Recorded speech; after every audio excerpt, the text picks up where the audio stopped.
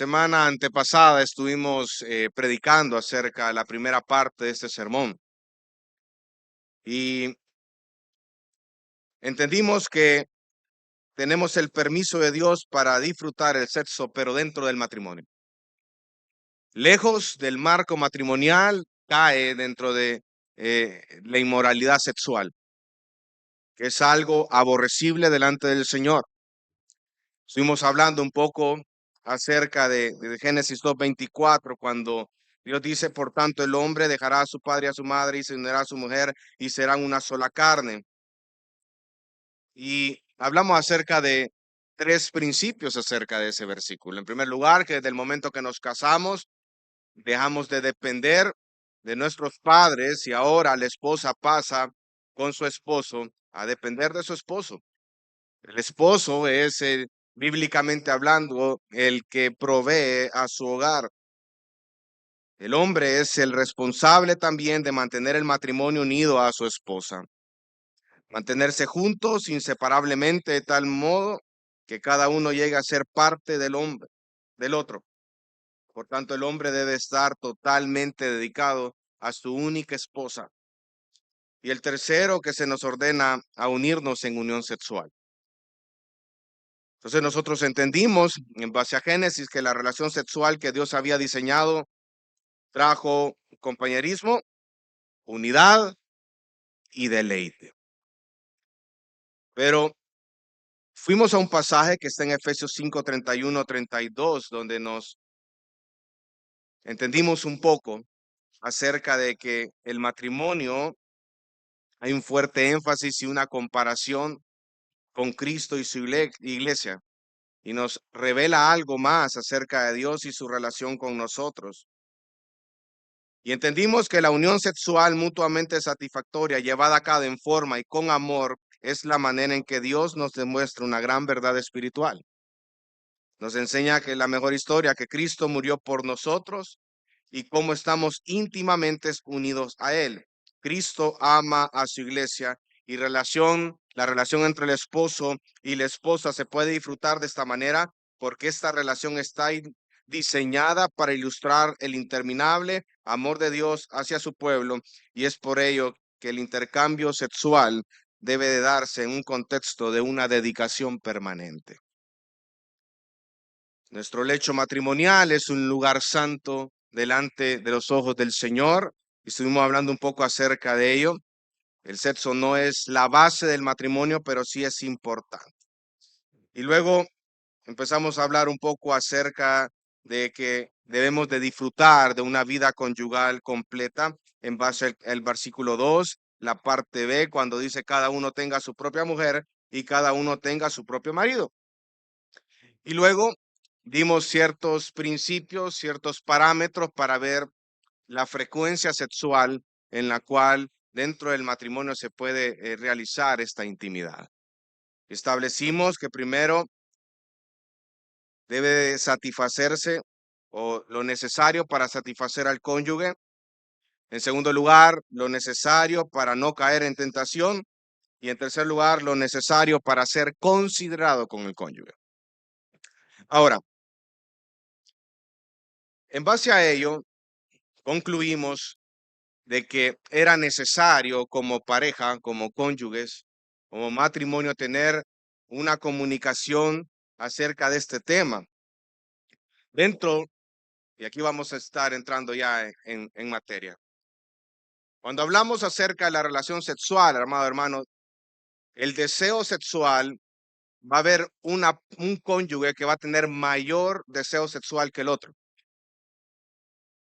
La mayor parte siempre es el hombre el que tiene mayor deseo sexual. Sin embargo, hay mujeres también que tienen mayor deseo sexual que sus propios esposos. No es una norma el hecho de que el hombre sea el que tenga mayor deseo sexual, porque hay mujeres que dentro del matrimonio tienen mayor deseo sexual y no está mal, hermano. No está mal, hermana. Sin embargo, siempre hay alguien, uno de los cónyuges, que tiene mayor deseo sexual. Ahora, cuando habla acerca de la frecuencia sexual en sí, dijimos principios, hay que satisfacer al cónyuge, lo necesario para no caer en tentación y también hay que ser considerado.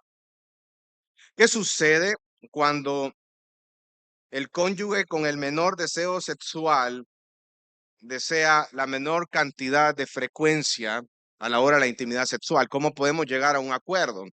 Y ahí es donde viene este principio que es el amor, darse, entregarse, considerar al otro. El de menor deseo sexual debe de considerar al otro. Claro, no es que cuando hay esa plática y viene, en este caso es un ejemplo, que el hombre sea el de mayor frecuencia sexual y le dice, mira, yo quiero tener intimidad los 7 días de la semana, ¿ok? Pero ¿qué pasa con la mujer? Que en este caso la esposa le dice, no, yo una vez cada 15 días. ¿Cómo poder llegar a un acuerdo? La mujer debe estar consciente que debe cubrir las necesidades de su marido, pero el marido también debe estar consciente y debe de ceder a ciertos términos acerca de ello y debe de considerar a su esposa en esta área. No es 7 ni uno cada 15 días, sino que haya un acuerdo. El de menor deseo sexual debe estar dispuesto a aumentar esa frecuencia sexual por amor al otro, pero el otro, el de mayor deseo sexual, debe de estar dispuesto también a ceder, a no ser 7 días a la semana, sino probablemente 2 o 3 a la semana, por consideración y amor al otro. Lo que predomina aquí, hermano, no es el amor a uno mismo, no es el egoísmo, no es el egocentrismo, porque el placer sexual fue diseñado por Dios para que esta persona, el cónyuge, pueda disfrutar, pero más que todo, poder dar placer al otro, más que uno mismo. Y esa es la norma, ese es el principio. Lo aclaro, ¿verdad? Porque probablemente deben de tener como matrimonio una plática seria acerca de esto. Porque si está escrita en las escrituras, hermano, es porque es algo importante dentro del matrimonio. La relación sexual, la frecuencia son cosas que se deben de atender y son cosas que se deben de hablar dentro de la comunicación efectiva, dentro del matrimonio, dentro del hecho matrimonial. Acuérdense, Filipenses capítulo 2, versículo 3 y 4, dice, haya pues este sentir que hubo en Cristo Jesús. Está hablando acerca de la humildad. Y esto debe de permear, el amor debe permear, la humildad debe permear dentro de la relación matrimonial. Aquí no importa cómo tú te sientes, hermano. Bíblicamente hablando, la relación sexual ha sido diseñada por Dios para causar placer y deleite al cónyuge dentro de el marco matrimonial. Ahora, vamos al versículo 3. Las metas o la meta de las relaciones sexuales es dar. Mira el versículo 3 dice que el marido cumpla su deber para con su mujer e igualmente la mujer lo cumpla con el marido. Es decir, dar. Es decir, proveer placer sexual a tu cónyuge. Mientras el mundo va con su agenda egocentrista, con su agenda lejos de lo que ha estipulado Dios, donde lo que importa eres tú mismo, tu propio placer. Y eso se distorsiona, hermano, porque como hay egoísmo, como hay egocentrismo, entonces la persona lo que le importa es su propio placer, su propio deleite. Y luego esto se transforma en ¿qué? En adulterio, en fornicaciones, en homosexualismo y en todas esas áreas que usted ya conoce también. Porque lo que permea es el egoísmo. Uno de los principios clave es que la meta de la relación sexual es dar y el placer sexual debe de ser regulado por el principio de que la sexualidad no debe ser egocéntrica.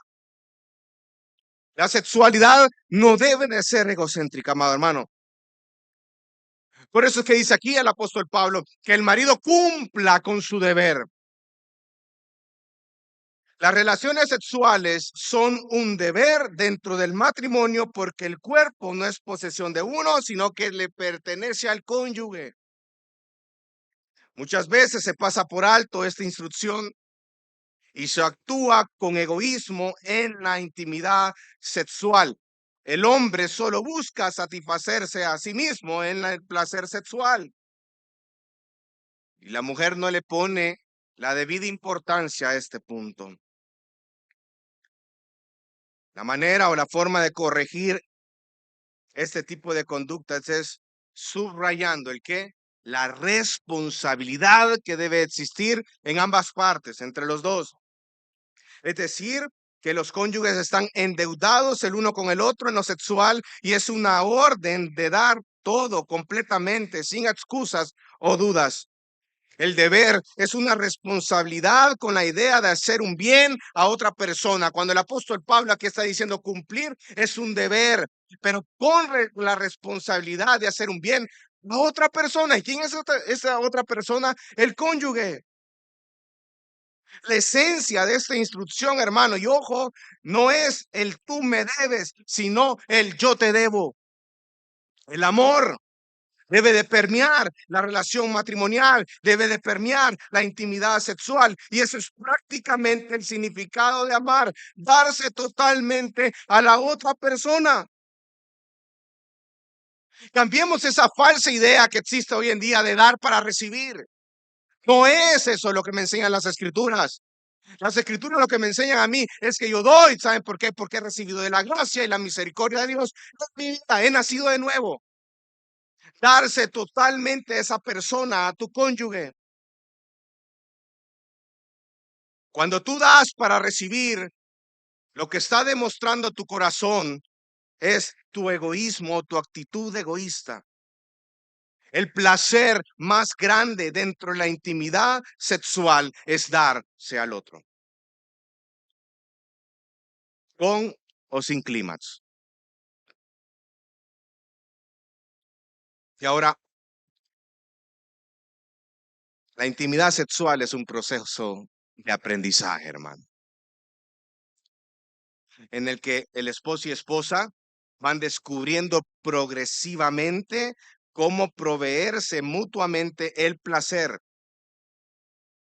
Claro, esto inicia con algún tipo de información y entre más tenga usted información acerca de esta área en específico, es bueno, hermano, no es pecaminoso, no es dañino. Pero luego esa información tú lo tienes que practicar, tú lo tienes que aplicar en el día a día y de esa manera aprendemos en esta área e impartimos gozo al cónyuge, pero la intimidad sexual es un proceso de aprendizaje. No las vas a saber todas de primas a primera, hermano, y hermana también, sino que es un proceso de aprendizaje. En la actualidad, las parejas cristianas cada vez más buscan el consejo en esta área por cuanto no quieren depender del proceso de prueba y error. Desde practicarlo, debe de aplicarlo dentro del seno matrimonial, pero es un proceso de aprendizaje. Y este proceso de prueba y error puede conducir a la satisfacción o no conducir a ella. La vida matrimonial será incompleta, estará insatisfecha si no saben complacerse el uno al otro en la intimidad de su relación física. Es por eso es que es importante estudiar de este tema, hermano, empezando por el comportamiento físico que ocurre dentro de la intimidad sexual. Pero antes de dar consejos prácticos acerca de lo que sucede físicamente cuando hay una intimidad sexual, vamos a hablar acerca de consejos prácticos para preparar el momento. En primer lugar, algunos consejos es que esto debe de ocurrir en privado, hermano.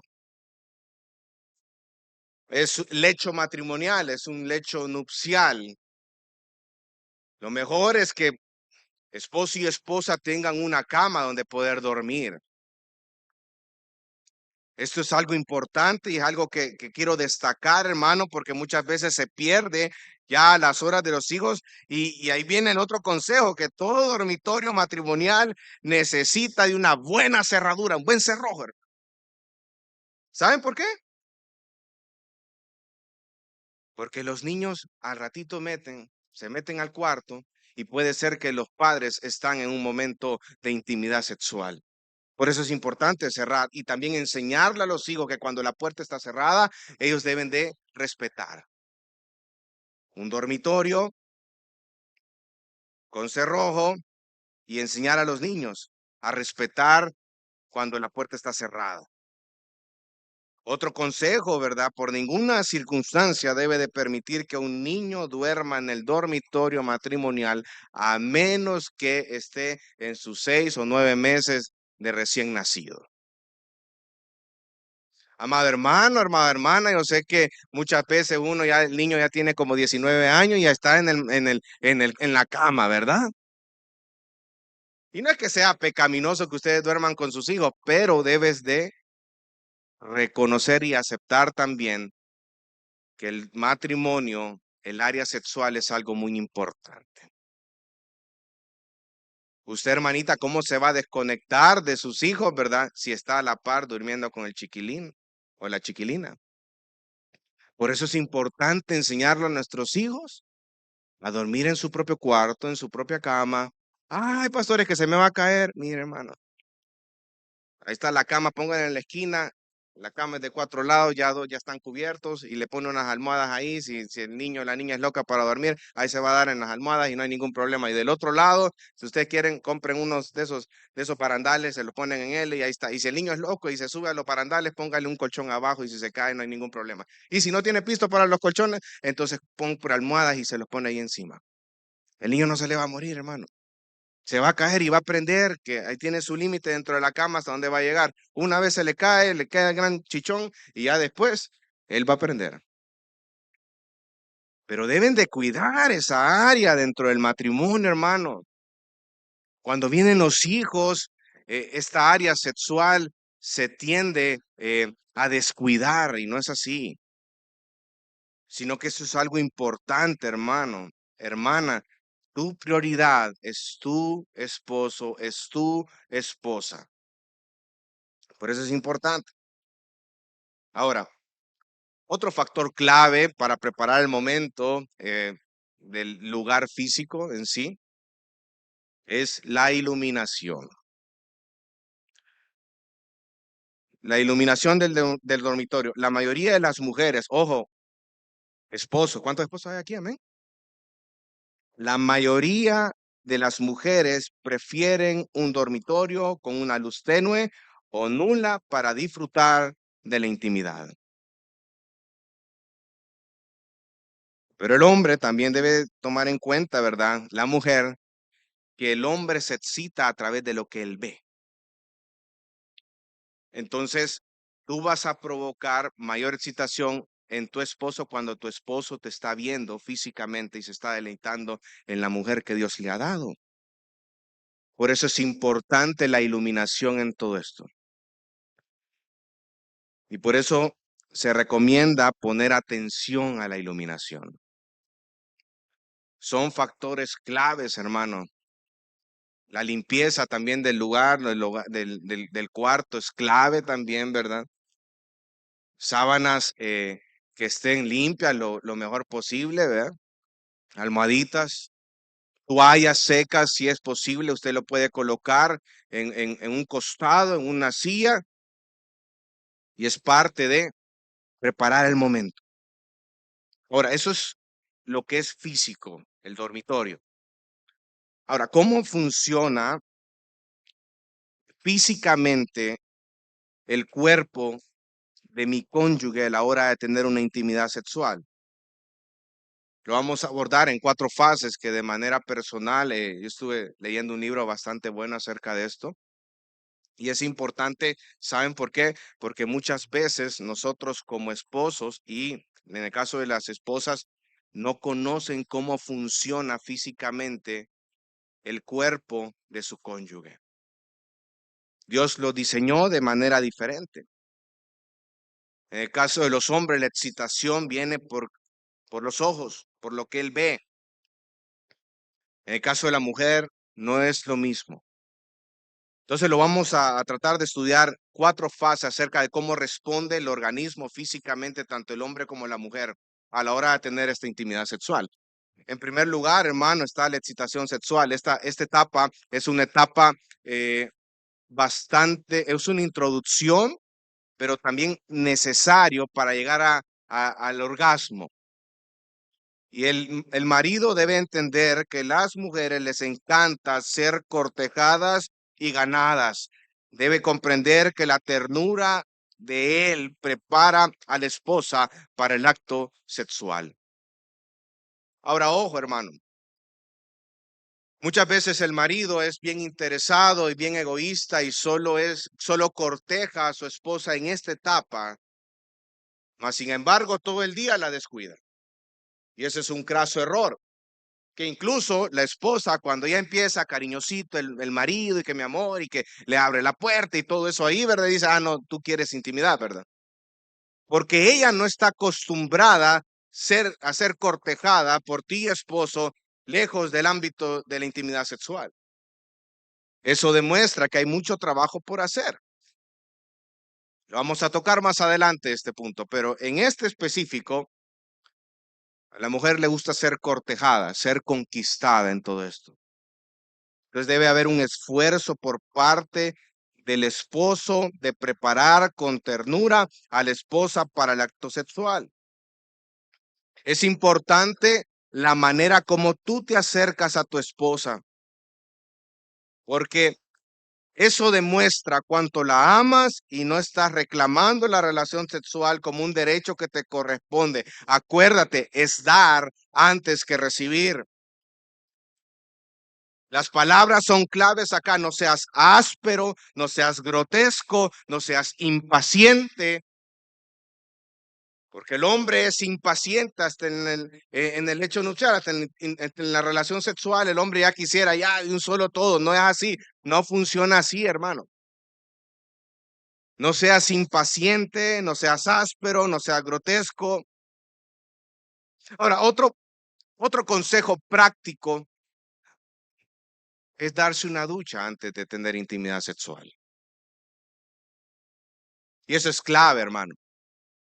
Viene el hombre bajo el sol todo el día, ¿verdad? Tiene olor a macho, ¿verdad? Sudorcito por todos lados. Comió un chimol con olor a cebolla, el hermano. Y quiere llegar a la intimidad con su esposa, pero su esposa solo, ufa, dice. Y viene y de leguas siente el olor, ¿verdad? Dice, "Uy, mejor me duermo, le voy a decir que me dio dolor de cabeza y mejor me voy a dormir porque este viene". El hecho que tú te bañes antes de tener una intimidad, eso demuestra también cuánto tú amas a tu cónyuge, porque para ti eso es importante. Bañarse, lavarse los dientes, preparar el momento y viceversa, tanto hombre como mujer. Eso es como un consejo práctico a la hora de realizar esa intimidad. Ahora, en esta etapa inicial o introducción hay caricias, hay mimos en todo el cuerpo y las caricias en todo el cuerpo lo que está dando es una señal que a ti te interesa todo ella, tu esposa en sí, todo lo que es ella. Tú estás enseñándole a ella lo importante que es para ti. Las caricias nunca deben de hacerse de una manera apresurada, hermano. Tienes que tener paciencia para ello. Porque a ti te importa, ¿sabes lo que te importa? A ti te importa que tu esposa disfrute también el momento. Ese es tu interés y es lo que hay en tu mente en ese momento. Quiero que ella disfrute, pero para que ella disfrute tú tienes que preparar el momento. Ahora existe un momento, un progreso en las emociones, las sensaciones.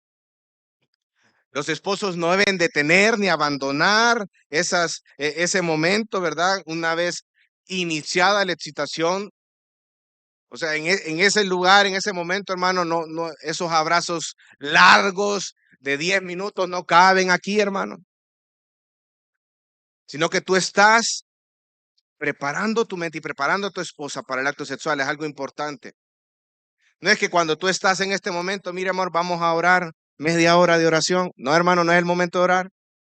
Es el momento de disfrutar a tu esposa en la intimidad sexual.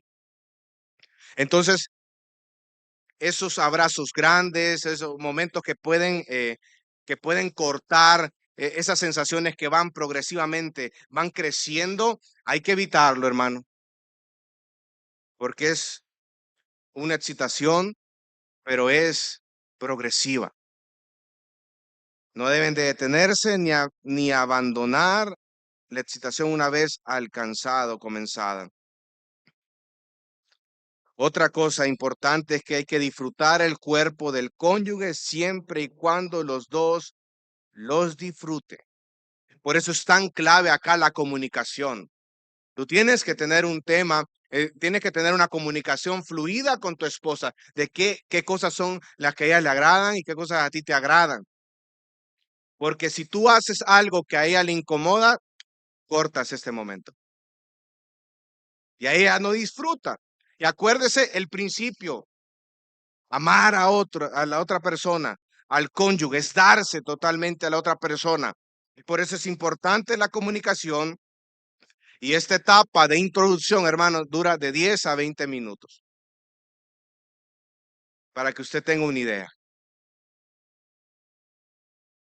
La segunda fase es la excitación creciente. Continúa esas caricias, pero ahora un poco más intensas. Los besos son de mucha ayuda en esta etapa. Tu esposo debes de conocer qué cosas son las que le gustan a tu esposa. Es prioritario, es prioridad que inviertas tiempo en tu cónyuge y no des por sentado que lo que haces es lo que más le causa placer. Recuerda lo que dice 1 Corintios 7:3, que el marido cumpla con su deber para con su mujer e igualmente la mujer lo cumpla con el marido, pero tiene que haber una comunicación, hermano, acerca de esta área. Ese acercamiento del uno al otro debe ser imaginativo y debe ser creador. Uno de los pasajes, de los libros que más nos habla acerca de eso es Cantares. Cantares 2:6 dice, esté su izquierda bajo mi cabeza y su derecha me abrace. Y en ese momento, cuando están hablando acerca de ello, el hombre se está acostado y la mujer está abrazando a su esposo, está poniéndole la mano acá y con la derecha está abrazándolo. Entonces, cuando dice eso, esté su izquierda bajo su cabeza y su derecha me abrace, abrazar amorosamente, mimar o estimular con suaves toques. Eso es lo que dice Cantares capítulo 2, versículo 6. Hay una tensión de los músculos, hay un aumento de las pulsaciones, algunas veces como un brote general en la piel. Entonces tienes que conocer físicamente a tu esposa y viceversa. Pero para ello tienes que invertir en ello, tienes que aprender de ello, tienes que conocer el cuerpo de tu cónyuge y espera el momento cuando tu esposa indique por medio de una señal que está lista para la siguiente fase. ¿Se dan cuenta cómo todo se está preparando acá para el momento? Porque es algo importante, hermano. Y es algo que nosotros descuidamos muchas veces en el matrimonio. La tercera etapa ya es la etapa que se conoce como el orgasmo. El cuerpo está listo para iniciar con el acto sexual. Por eso es importante invertir tiempo y ser paciente, hermano, para poder disfrutar y que tu pareja pueda disfrutar este momento también. En esta etapa aumenta el factor de imaginación. En esta etapa hay contracciones en el cuerpo como resultado de la fase. Consejo, dilate el tiempo y que su concentración sea el placer del otro hasta llegar al clímax, si es que se llega a dar. Lo importante aquí es que ambos cónyuges queden sexualmente satisfechos en cada encuentro sexual. Y la cuarta fase, hermano, es el relajamiento. Es un tiempo en el que el marido le manifiesta a su esposa ternura con sus abrazos, con sus besos, con palmaditas amorosas y mientras están acostados y estrechamente unidos, disfrutando de la presencia del otro. Tú continúas expresando tu amor a tu cónyuge. Qué interesante saber de estos temas, hermano, porque muchas veces descuidamos estas áreas y el aprendizaje que nosotros lo tenemos a la luz de lo que el mundo nos enseña, pero las escrituras son claras acerca de esto. Pero ¿cuál es el mejor consejo que podemos dar a los esposos para tener una vida sexual placentera? Y es el siguiente, y me gustó mucho este consejo. Anoten, esposos, porque en 3 libros que estaba leyendo acerca de esta área, los 3 como que llegaron a un acuerdo con este punto.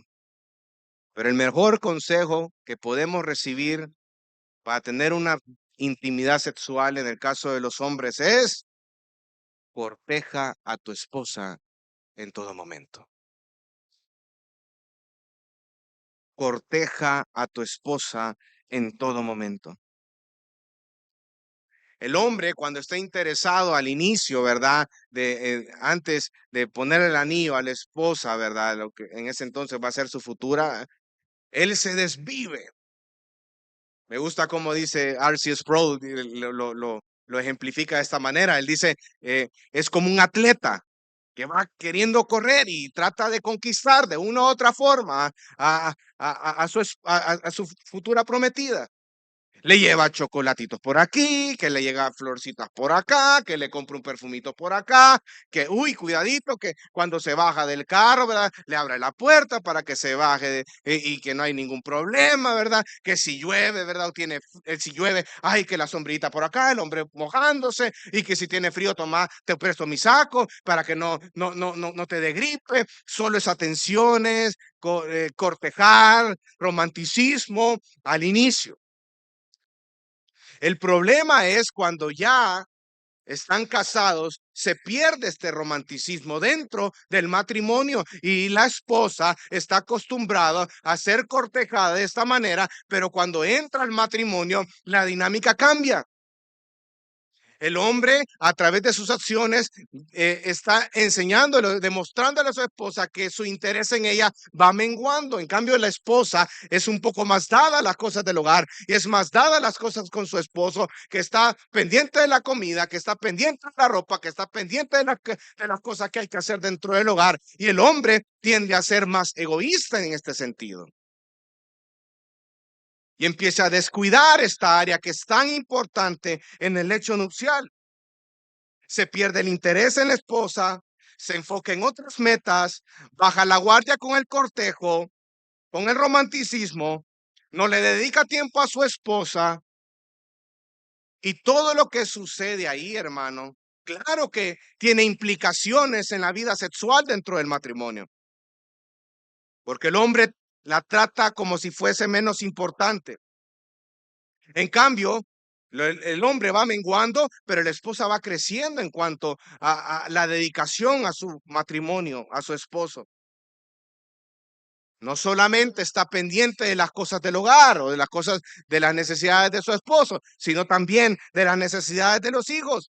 Pero cuando sigue esta dinámica dentro del matrimonio, cuando todo sigue este curso, finaliza ¿en qué? En una aventura extramarital o un adulterio. Y sabe qué es lo que cuando se abordan este tipo de temas en consejería, qué es lo que dice la persona que ha sido cachada en adulterio. Dice, es que esta mujer o este hombre me hizo sentir único, me hizo sentir única en el caso de las mujeres, me hizo sentir especial, me hizo sentir una mujer como una en el cortejo. ¿Se dan cuenta cómo todo va funcionando de cierta forma? Y cómo vamos descuidando cierta área, en el caso de los hombres, de cortejar a nuestra esposa. Y eso lo debes de hacer siempre, hermano. Tu esposa debe de tener en su mente que para ti ella es importante. Detalles. Los hombres somos grotescos, egoístas. Solo buscamos nuestro propio interés.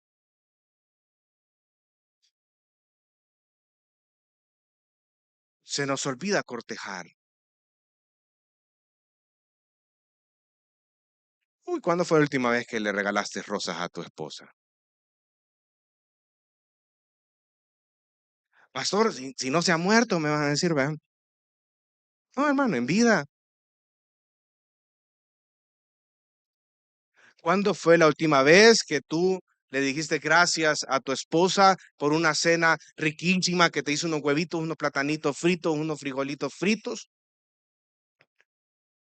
Y tú le dijiste gracias, amor, por esta cena, te quedó deliciosa. Cuando tú invertiste tiempo de ir a buscar algo que a tu esposa le agrada para comprárselo y poder entregárselo a ella. Cortejarla siempre. El romanticismo debe ser perenne, más cuando estamos casados, hermano. No descuides. Es fácil hacer sentir a una mujer como mujer durante el cortejo, pero no es tan fácil hacerla sentir mujer durante el matrimonio, porque las metas cambian. Cuando vienen los hijos, se enfocan más en los hijos que en cuidar en su relación matrimonial. Esposo, corteja a tu esposa siempre. Corteja a tu esposa siempre. Desde el momento, hermano, de que la saludas al levantarte hasta la forma en que, como halagas que te ha hecho una comida, eso es parte de cortejar, hermano. Tú te levantas y ni siquiera buenos días, amor. O como le digas tú a tu esposa, no sé cómo le dices, hermano. Un beso que demuestre un interés de tu parte. Corteja a tu esposa siempre, porque esos detalles muy probablemente determinará el placer que ambos disfruten la próxima vez que tengan relaciones sexuales. Ahora, una de las cosas que sucede normalmente dentro del matrimonio es, por ejemplo, una noche antes tú discutiste con tu esposa porque a tu esposa se le olvidó hacer cierto pago, llámese tarjeta de crédito, ir a pagar el agua, ir a pagar el luz, y ella tenía tantas cosas que hacer, cuidar a los hijos, cuidar las cosas, y vienes tú en la noche y le preguntas a ella si había efectuado el pago porque ese día era el último día en el cual se podía ejecutar ese pago. Vino tu esposa y te dijo, discúlpame, pero se me olvidó.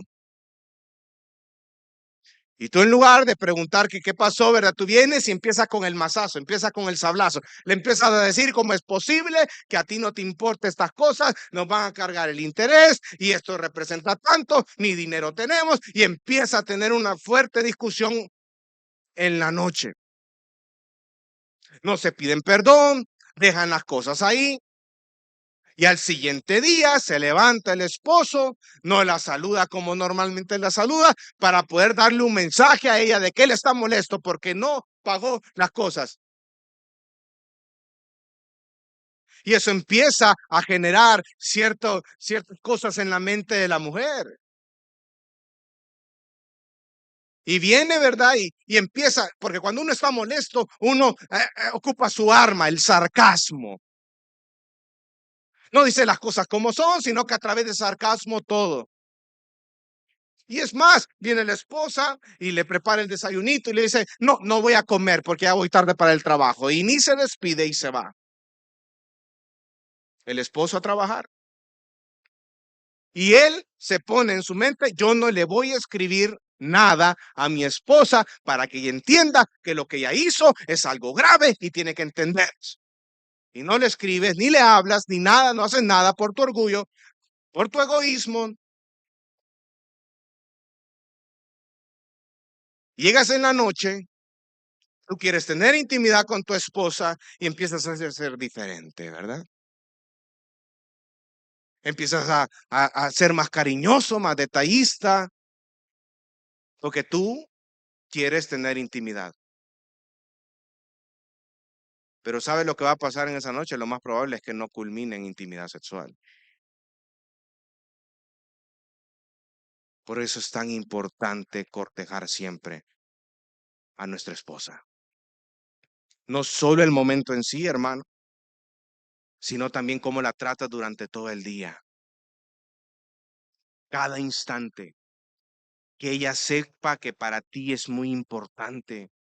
Que ella sepa que tú no eres cariñoso con ella o romántico con ella simplemente porque quieres tener intimidad con ella solamente esos momentos y lo demás, tú eres un orangután, un animal, un grotesco, tú no haces nada y ni siquiera ayuda en las cosas de la casa.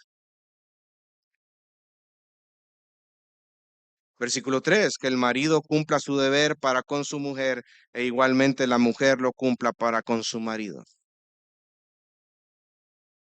Vamos al versículo 4.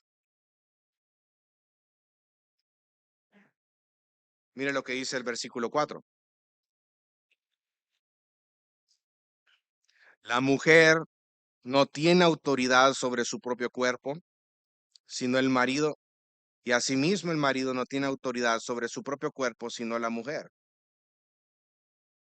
En el versículo 3 está hablando de cumplir una responsabilidad, un deber, pero como le dijimos anteriormente, un deber enfocado en un bien al otro.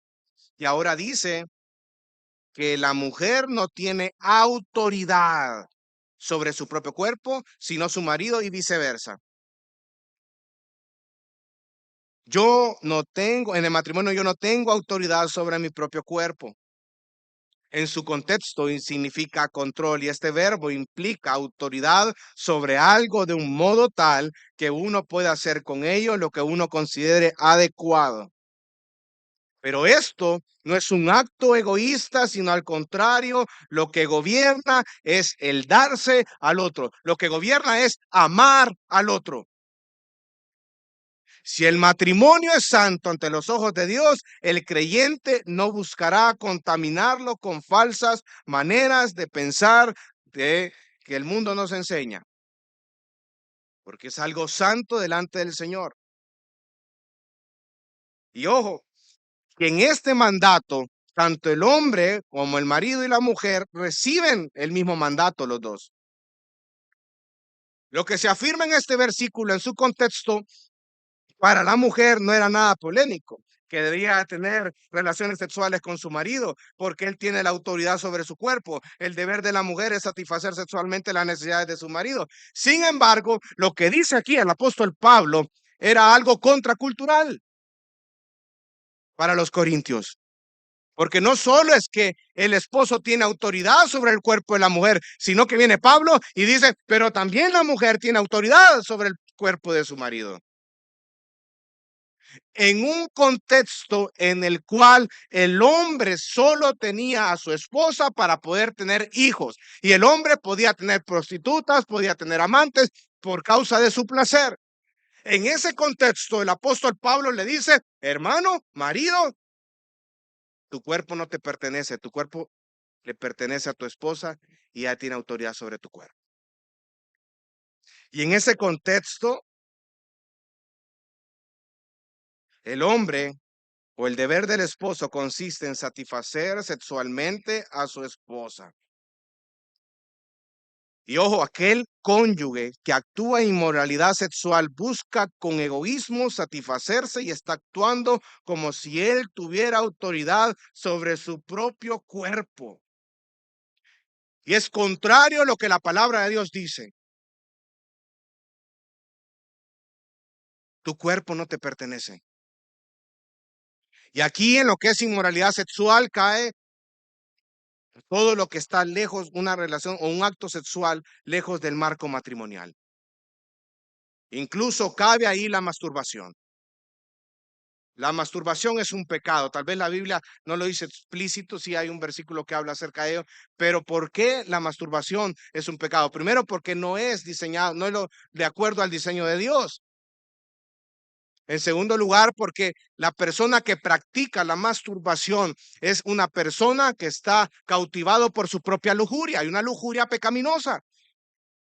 En tercer lugar, otro aspecto que debemos de considerar por qué la masturbación es un pecado, es porque cada persona que lo comete, después de cometerlo, su conciencia tiene un alto grado de culpabilidad porque le ha fallado al Señor.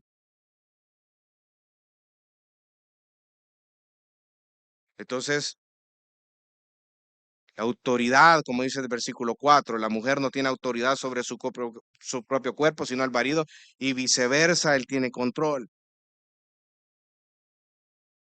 Este mandamiento también implica que deben de ser proactivos en las relaciones sexuales. Si bien es cierto, como dijimos al inicio, entre los dos cónyuges hay un cónyuge que tiene mayor deseo sexual que el otro. Y este que tiene mayor deseo sexual probablemente es el que más va a buscar ser proactivo, pero no necesariamente tiene que ser de este lado. Sino también, en el caso del cónyuge que tiene menor deseo sexual, debe de ser proactivo a la hora de tener relaciones sexuales.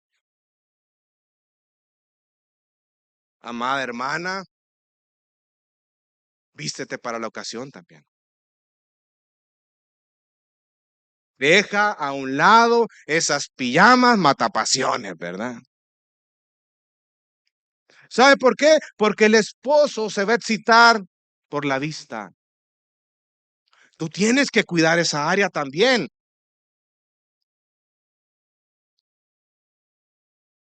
En la mayoría de los casos, bueno, así ha sido el diseño de Dios, ¿verdad?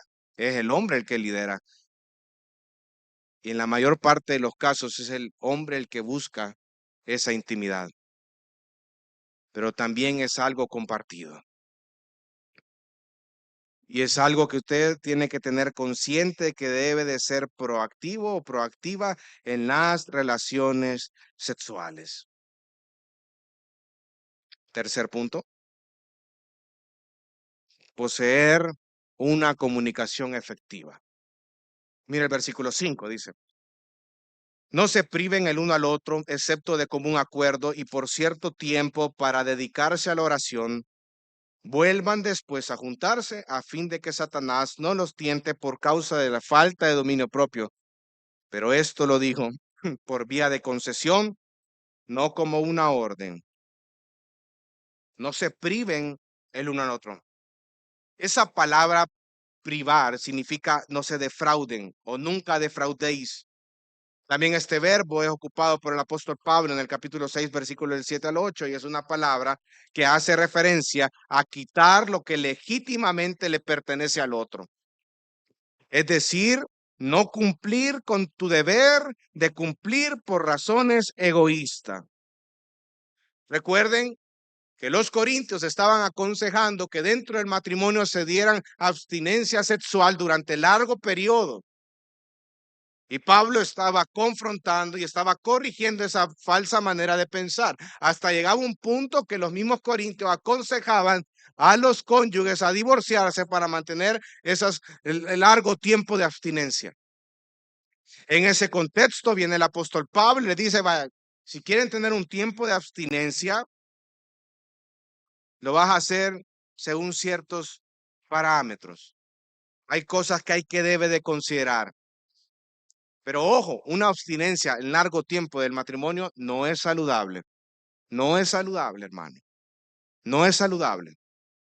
Porque puede haber un medio para que el cónyuge pueda ser tentado y tú no quieres eso. Ese puede ser una puerta que se deja abierta para que el cónyuge pueda ir y pecar en alguna manera. Y es una puerta que si en realidad tú amas a tu cónyuge, tú no quieres dejar abierta. Pero nos ofrece una guía para la abstinencia. Mira el versículo 5, dice, no se priven o no se defrauden el uno al otro, excepto de qué, ¿qué dice ahí? ¿Cómo dice ahí, hermanos? Hermanos, están aquí.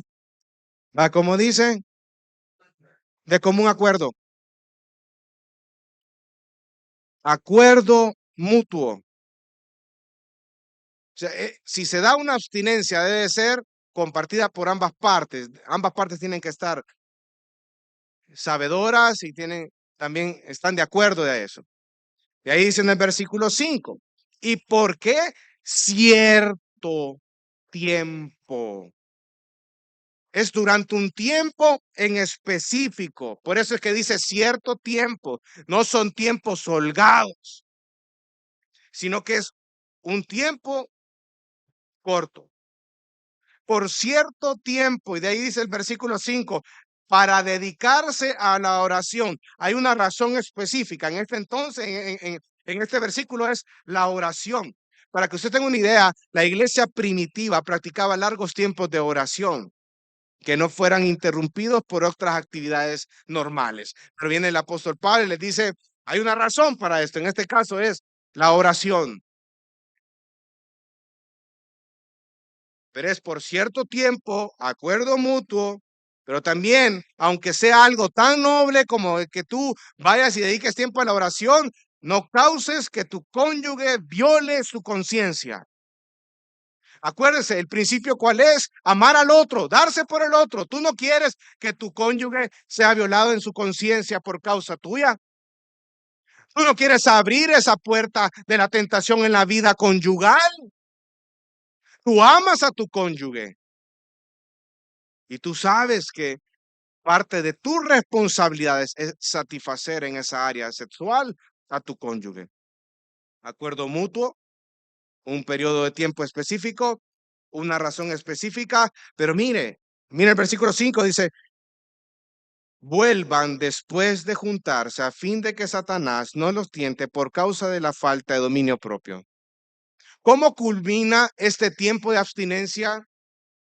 Con relaciones sexuales. No debe exponerse a su cónyuge a una plena disposición del tentador, y es por esa razón que la abstinencia debe ser por un tiempo determinado para que puedan estar juntos otra vez, honrando, glorificando al Señor. Y esto eliminaba la práctica normal de la abstinencia y da ciertas indicaciones de cuándo se podía practicar, en qué condiciones y no ser tentados por el enemigo que busca una forma constante que las personas desobedezcan a Dios. Las relaciones sexuales dentro del matrimonio son tan importantes que se den de una forma regular que será mejor para la esposa y la esposa no abstenerse totalmente. Ese es un principio en las escrituras. Debes de practicar relaciones sexuales con tu cónyuge regularmente. Pero finaliza diciendo en el versículo 6, pero esto lo digo por día de concesión y no como una orden. Es un punto medio. Es un acuerdo, como dice el versículo 5, por mutuo acuerdo. Hay una razón, hay un tiempo y culmina con relaciones sexuales. De manera que ni algo bueno como la abstinencia temporal para la oración se eleva a nivel de mandato. Es lo que quiere decir el versículo 6. Interesante. Es muy importante tener una buena comunicación dentro del matrimonio, porque eso ayudará en la relación sexual. Tu esposo, tú debes de preguntarle a tu esposa qué cosas le causa placer a ella en la intimidad. También es importante la dinámica del hogar. Y aquí no quería terminar este sermón sin poder hablar acerca de ciertos principios para una comunicación efectiva dentro del matrimonio. La mayor parte de los problemas sexuales dentro del matrimonio no son en realidad problemas sexuales de esa índole, sino que son problemas relacionales la mayor parte. Los problemas sexuales son indicadores de otros problemas dentro de la relación. Ahora, es tan importante que dentro del matrimonio tengan una comunicación efectiva. Y para ello las escrituras es clara. Vamos a Efesios capítulo 4.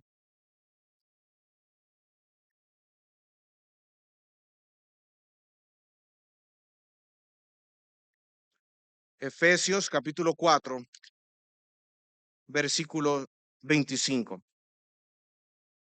Vamos a hablar acerca de 4 principios de una comunicación efectiva dentro del matrimonio. ¿Sabe usted que uno de los principales problemas que hay en la relación matrimonial es la falta de comunicación entre el esposo y la esposa? porque eso lo que nos está enseñando a leguas es que hay un egoísmo muy marcado en esa relación matrimonial. Mira Efesios 4:25, dice, por tanto, dejando a un lado la falsedad, hablen verdad cada cual con su prójimo, porque somos miembros los unos a los otros. El primer principio para una comunicación efectiva, amados hermanos, es ser honesto. Efesios 4:25 dice, hablen la verdad. Ser honesto implica evitar ¿qué? El chisme, la exageración, evadir medias verdades, hablar la verdad en amor, dice en Efesios 4:15, dice, más bien al hablar la verdad en amor, creceremos en todos los aspectos en aquel que es la cabeza, es decir, en Cristo. ¿Qué significa hablar la verdad en amor? A mí me encantaba cuando yo estaba en el colegio hace años y me tocaba memorizarme ciertas preguntas para exámenes, porque me gustaba, ¿sabe qué? Me encantaba hacer cuestionarios para poder aprenderme los conceptos. Entonces a mí me gustaba siempre relacionar las palabras como a manera de un acróstico, se le podría decir así, ¿verdad? Para poder recordarme de los conceptos a la hora de hacer el examen. Entonces ahora que ya estoy un poquito más viejito, también me gusta hacer lo mismo. Y yo para poder aprender un poco acerca de hablar la verdad en amor y ser honesto, yo me recordé de loco cucu, dije yo. ¿Qué significa hablar la verdad en amor? Incluso a mi esposa se lo enseñé también así, de esa manera. Amor, repita después de mí, le decía, loco cucu, le decía. ¿Y qué significa esto? Ten en cuenta lo que dices, lo, ten en cuenta cómo lo dices, co, ten en cuenta cuánto dices y ten en cuenta cuándo lo dices. Loco cucu. Hablar la verdad en amor. Establecer, hermano, qué es lo que voy a decir o cómo, la manera como lo voy a decir, cuánto voy a decir, porque tendemos a ser exagerados a la manera de abordar algún tema de dificultad dentro del matrimonio. Siempre queremos decir más las cosas. Tú tienes que establecer cuánto vas a decir. ¿Cómo lo vas a decir? ¿Y en qué momento lo vas a decir? ¿Cuándo lo vas a decir? Eso es importante, hermano. Hablar la verdad en amor significa ser sabios a la manera de cómo tú vas a ocupar tus palabras dentro de la relación matrimonial. Van a haber momentos que tú quieres abordar cierto tema y ese tema en ese momento no es lo más sabio de abordarlo. Tú tienes que aprender a saber en qué momento abordar las cosas, hermano. Probablemente los dos estén cansados. ¿Tú crees que es el momento para abordar un tema serio cuando los dos estén cansados? Cuando uno está cansado, hermano, está más propenso a ocupar su palabra para lastimar al otro, hermano. Hay veces que nosotros como hombres queremos abordar el tema ya, pero no es el momento. Tengo que saber qué es lo que voy a decir, cómo lo voy a decir, cuánto voy a decir y cuándo lo voy a decir. Hablar la verdad en amor. Y el ser honesto también implica escuchar con atención. Y esto va para las dos partes. Cuando tu esposa se acerca a ti para poder de hablar algún tema contigo, escúchala con atención. Y viceversa, muchas veces nosotros estamos con nosotros aquí, ¿verdad? Pero en realidad nuestra mente está en otro lado pensando en el mañana. Y ya cuando tu esposa te dice, mira, ¿y entendiste? ¿Y qué pensás de ello? No me pusiste atención, ¿verdad? Le dice. Ya ves, por eso es que yo no te cuento nada, porque vos ni siquiera me pones atención, más dormido estás en la silla. Escucha con atención, sé honesto, es el primer principio que dice ahí. Mira el versículo 26, enójense, pero no pequen, no se ponga el sol sobre su enojo, ni den oportunidad al diablo. El segundo principio para una comunicación efectiva, no dejes pasar el día. No se ponga el sol sobre vuestro enojo, dice. ¿Qué pasa cuando yo no resuelvo los problemas en el día a día, en la relación matrimonial? Tú das una oportunidad al resentimiento, tú das una oportunidad a la ira, tú das una oportunidad al enojo en tu cónyuge. Y eso, hermano, pone en peligro también las relaciones sexuales. Provocas a tu cónyuge a no tener una buena relación espiritual también. Es que uno como cónyuge es fregado. Cuando usted sabe que el otro o la otra está enojado, ora vos por la comida. ¿No es cierto? Vamos a orar, va. Ore usted, amor, ore usted. Y usted sabe que la hermana está enfurecida por un tema que están ahí discutiendo. Yo no quiero orar, pues ya sabes por qué. Ora vos, va, que ore el niño, porque también estoy enojado. ¿Se dan cuenta por qué las escrituras dice no se ponga el sol sobre vuestro enojo, ni den oportunidad al diablo? Versículo 29, tercer principio, dice, no salga de la boca de ustedes ninguna palabra que mala, sino solo la que sea de buena para edificación según la necesidad del momento, para que imparta gracia a los que escuchan y no entristezcan al Espíritu Santo de Dios, por el cual fueron sellados para el día de la redención. Tercer principio, ataca el problema y no la persona. Ninguna palabra mala. ¿Qué es una palabra mala? Es una palabra destructora, es una palabra que elude el conflicto o lo esquiva en cierta manera. No, hermano, esquivando el tema no va a resolver el problema. Tú tienes que buscar un momento en el cual abordar los problemas. Eludir el problema no es solución, eso va a ser más grande el problema. Y el problema es que dentro de la relación matrimonial muchas veces hay temas que se postergan y se dejan para otro año y se dejan para otro año. Y cuando tú menos piensas, tu cónyuge ya no quiere nada contigo. Y tú te preguntas por qué. Porque no invertiste tiempo para poder atender un conflicto que existía ahí. La solución al problema no es eludir el problema, hermano. Eso es una palabra mala, es una palabra destructora, eludir al conflicto. Y dice en el versículo 30 que entristece al Espíritu Santo. Pero dice el versículo 29, sino la que sea buena para edificación, según la necesidad del momento, para que imparta gracia a los que escuchan. Si tú vas a hablar, tienes que ser palabras para edificar, es decir, para construir. Tiene que ver con lo que las personas dicen, con las personas hacen. Esas palabras que van a ayudar a alcanzar una solución. Dentro de la relación matrimonial muchas veces traemos a luz cosas que pasaron hace 40 años, hermano. ¿Tú crees que esa situación va a traer una solución en este momento? Si ya lo atendiste, gloria a Dios, hermano. Pero las palabras que tú vas a ocupar van a ser de edificación para construir y para tener canales de comunicación sanas en el matrimonio. Versículo 31 dice, sea quitada de ustedes toda amargura, enojo, ira, gritos, insultos, así como toda malicia. Sean más bien amables los unos con los otros, misericordiosos y perdonándonos unos a otros, así como también Dios los perdonó en Cristo. Cuarto principio, acciones y no reacciones.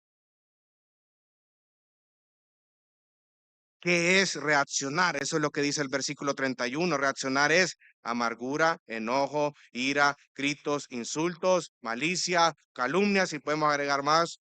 Eso es reaccionar. El pecador por naturaleza tiende a ser defensivo a la hora cuando alguien lo confronta con su pecado. Siempre busca excusas, siempre busca culpar a otros. No, hermano, hay momentos en los cuales, y hermana también, tú tienes que tomar responsabilidad de lo que tú estás haciendo mal dentro de la relación matrimonial. Actúa y no reacciones.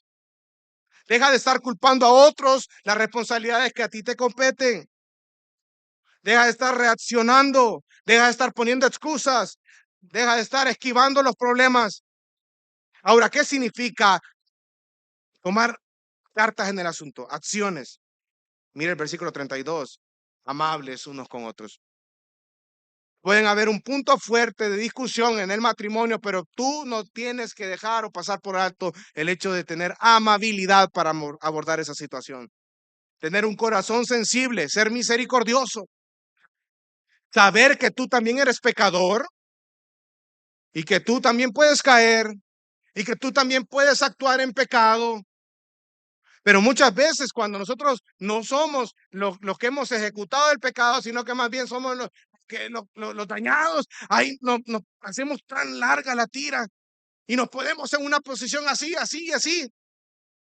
¿Te imaginas que Dios actúe de esa manera contigo, hermano o hermana? Misericordia, misericordia. Y me encanta cómo finaliza, dice, perdonándose unos a otros, así como también Dios los perdonó. ¿En quién? En Cristo. Perdonar. ¿Cuánto cuesta pedir perdón, verdad? No, es que ella sobreentiende que yo ya le pedí perdón. No, hermano, no se sobreentienda. Usted pida perdón, hermano, por el amor de Dios. Porque si tú no pides perdón, eso va a seguir minando el corazón de tu cónyuge y eso va a tener consecuencias incluso en la intimidad. Los conflictos, amados hermanos, se resuelven actuando y nunca ignorándolos. El placer sexual ha sido diseñado por Dios para que lo podamos disfrutar en el matrimonio, no buscando nuestros intereses, sino buscando el gozo, placer del cónyuge, y nuestro lecho matrimonial es un lugar santo ante los ojos de Dios y es nuestra responsabilidad como creyente darle la importancia que merece. Para Dios, el matrimonio es sagrado, amado hermano, porque refleja la relación de Cristo con la iglesia. La relación entre el esposo y la esposa se puede disfrutar de esta manera porque esta relación está diseñada para ilustrar el interminable amor de Dios hacia su iglesia. Que el Señor añada bendición a su palabra, amados hermanos. Vamos a orar.